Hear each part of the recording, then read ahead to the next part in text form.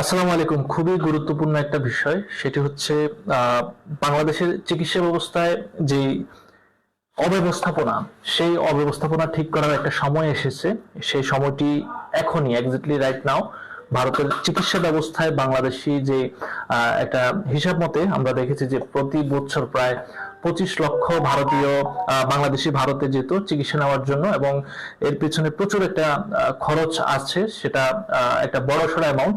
তো সেই বিষয়টার থেকে আমাদের কিন্তু একটা গ্যাপ পড়ে গিয়েছে, বিশেষ করে 5 আগস্টের পর পর আপনারা দেখেছেন যে আমরা ভারতের ভিসা পাচ্ছি না, বা ভারতে চিকিৎসা নেওয়ার জন্য যেতে পারছেন না। যদিও টুকটাক যাচ্ছে, কিন্তু সেরকম ভাবে চিকিৎসা পাচ্ছেন না, এবং তারা ব্যাপক বঞ্চনার শিকার হচ্ছেন, এবং এটি খুবই দুঃখজনক। যেখানে আমরা দেখেছি যে মানুষের চিকিৎসা এমন একটা বিষয়, সেই বিষয়টা নিয়ে আসলে এমনটি করা উচিত হয়নি। তো এই বিষয়গুলো নিয়ে এবং সামগ্রিক আমাদেরও কিছু বিষয় আছে, এবং সবকিছু মিলে আমরা একটু কথা বলবো। আমাদের সাথে আছেন গণমাধ্যম কর্মী মুস্তাকিম নিবিড়। তার সাথে এই বিষয়ে কথা বলার আগে আমি সর্বপ্রথম জানতে চাই যে নিবিড় ভাই, এই যে বিষয়টা আমরা ভারত যেতে পারছি না চিকিৎসার জন্য, সেক্ষেত্রে কি আমাদের একটা সুযোগ আসছে কিনা, আপনার কি মনে হয়, যদি বলতেন। দেখুন, সাংবাদিকতার জীবনে সবচেয়ে বেশি স্বাস্থ্য সেবা খাত নিয়ে আমার কাজ করার সুযোগ হয়েছে। জি। বাংলাদেশের স্বাস্থ্য সেবা খাত নিয়ে কাজ করার সুযোগ বেশি হয়েছে। তো সেই সুবাদে বাংলাদেশের স্বাস্থ্য ব্যবস্থা নিয়ে কিছুটা মিশ্র অভিজ্ঞতা আমার রয়েছে। জি।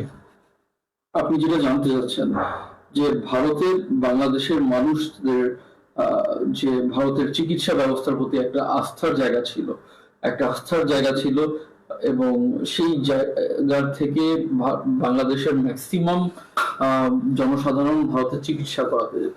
তো এখানে কয়েকটা পয়েন্ট আছে।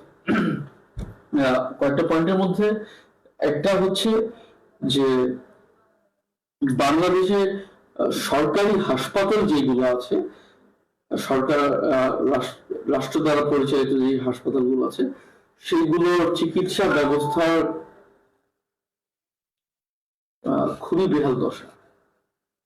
আর পাশাপাশি যদি আপনি দেখেন যে আপনার বাংলাদেশে যে প্রাইভেট হসপিটাল গুলো আছে, প্রাইভেট হসপিটাল গুলো যেগুলো আছে, সেগুলোর চিকিৎসা ব্যবস্থা বিশ্বমানের।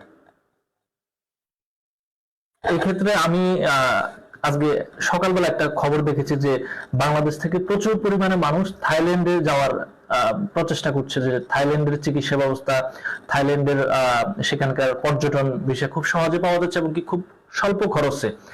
এখন আমাদের যে পরিবর্তনটা আনা দরকার, আমরা যেটার জন্য কাজ করে যাচ্ছি, এবং কি আজকে যে বিষয়টা নির্ধারণ করেছি, এটা তো আসলে সম্ভব কিনা আমাদের চিকিৎসা ব্যবস্থা ঠিক করা। চিকিৎসার জন্য বাইরে যাওয়া হচ্ছে একটা ট্রেন্ড।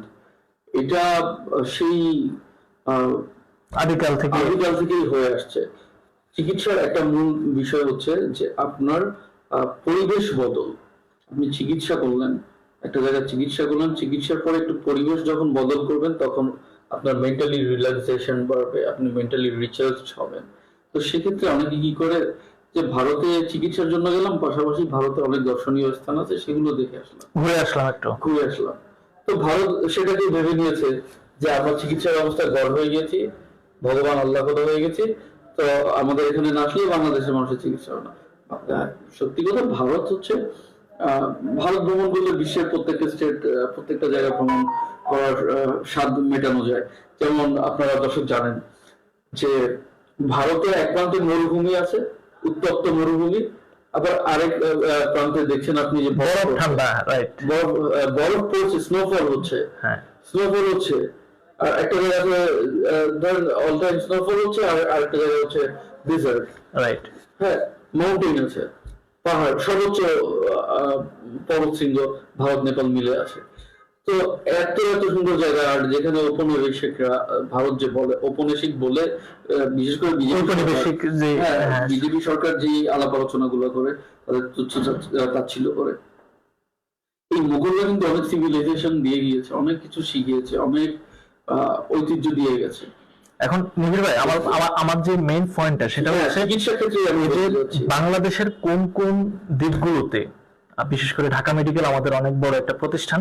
ঢাকা মেডিকেলকে যদি আমি বলি যে ঢাকা মেডিকেল কোন কোন দিকগুলো ইমপ্রুভ করতে পারে এবং কি কোন কোন দিকগুলোতে তাদের সমস্যা আছে যেটা আমরা ভারতের সাথে পারবো না। দেখেন, আপনি এমন একটা সংস্থার কথা বললেন, ঢাকা মেডিকেল কলেজ হাসপাতাল, প্রচন্ড সম্মান নিয়ে বলছি, সেখানকার ডাক্তাররা, সেখানকার ঢাকা মেডিকেল কলেজের যে চিকিৎসক তৈরি করার যে প্রক্রিয়াটা এবং তাদের যে মেধা মনন, সেখানকার টিচারদের, প্রফেসরদের, আপনি আপনি বিশ্বাস করতে পারবেন না তারা কতটুক ওয়েল রিসোর্সড জাস্ট ফর এডুকেশন।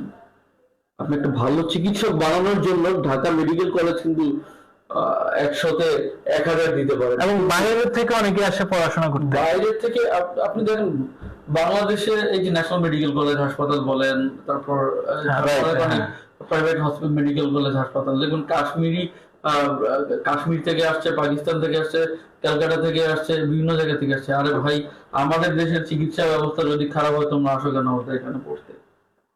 সেটা আমারও প্রশ্ন।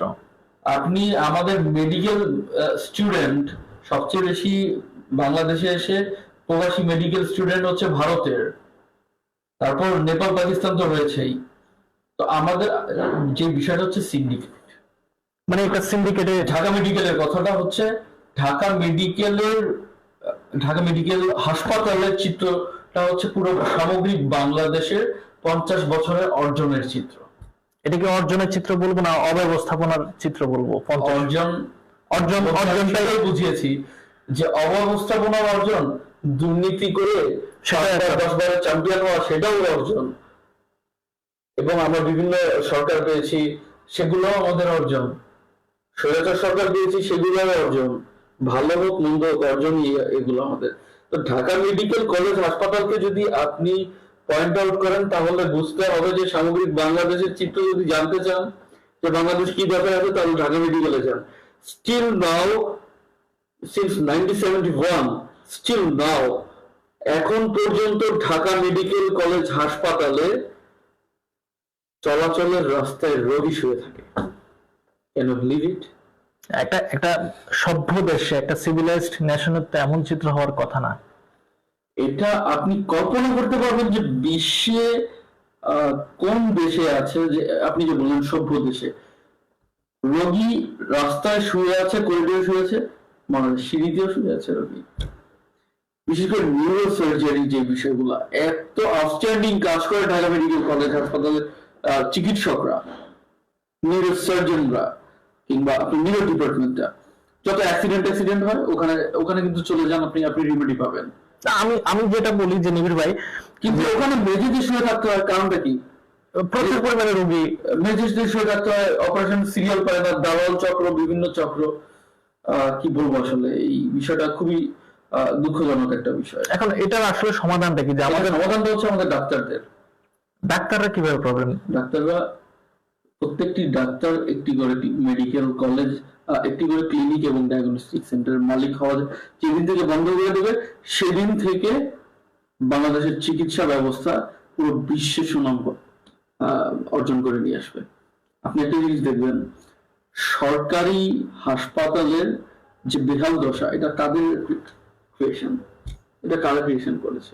এই ডাক্তার যারা আছেন, আমাদের কিছু অসাধু ডাক্তার, কিছু সরকারের অসাধু, স্বাস্থ্য অধিদপ্তরের অসাধু কর্মকর্তা, স্বাস্থ্য মন্ত্রণালয়ের কিছু অসাধু কর্মকর্তা, এবং আমরা যারা প্রতিবাদ করতে ভয় পাই, নিরীহ বাংলাদেশি মানুষ, আমরা সবাই মিলেই এই স্বাস্থ্য সেবাটাকে আমাদের অবস্থা একদম খারাপ করার পিছনে আমাদেরই দায়িত্ব বেশি হয় না। এখন একটা কিন্তু সুযোগ এসেছে, এখন সেই সুযোগটা কি ডক্টর মোহাম্মদ ইউনূস নিবে? আপনার কি মনে হয়?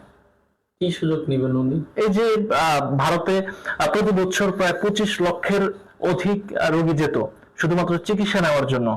এখন ঢাকা মেডিকেল কলেজ নিয়ে বিগত বিএনপি সরকার, বিগত আওয়ামী লীগ সরকার, এরশাদ সরকার, জিয়াউর রহমান সরকার থেকে নিয়ে শুরু করে তারা ঢাকা মেডিকেল কলেজ সেন্ট্রাল হাসপাতাল, তারা বিগত সরকারগুলো এরশাদ সাহেব অনেক চেষ্টা করেছেন, আমরা জানি দেখেছি, অনেক ফাউন্ডেশন করেছেন।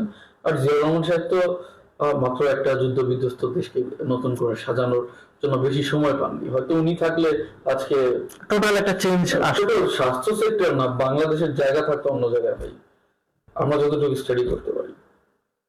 তো এখন বিষয়টা হচ্ছে, আপনি ঢাকা মেডিকেল কলেজ হাসপাতালে চিকিৎসা করতে যাবেন একটা ছোট বাচ্চা নিয়ে, কোথায় ভর্তি করাবেন? মাথায় আঘাত পেল, নিয়ে যাবেন ঢাকা মেডিকেল কলেজ হাসপাতালে।